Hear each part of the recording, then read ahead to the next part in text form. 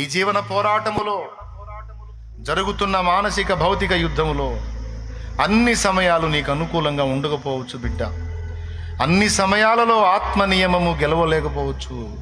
నువ్వు ఎక్కడో చోట కొన్నిసార్లు ప్రార్థనకు దూరమై, వాక్యానికి దూరమై, శరీర క్రియలకు దగ్గరై నీలో పాప నియమము గెలుస్తుండొచ్చు కొన్నిసార్లు.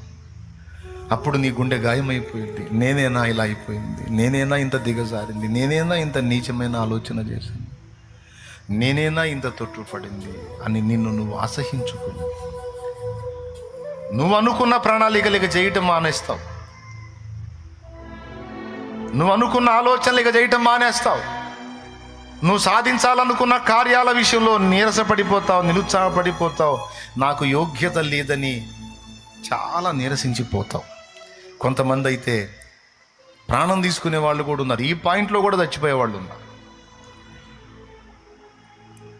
ఇంత హేయమైన ఆలోచన చేసిన నేను బతకకూడదు, దేవుని ఇంత దుఃఖపెట్టిన నేను, ప్రభువుని ఇంత గాయపరిచిన నేను, ప్రభువుకు నచ్చని పని చేసిన నేను, ప్రభువుకు నచ్చని విధంగా ప్రవర్తించిన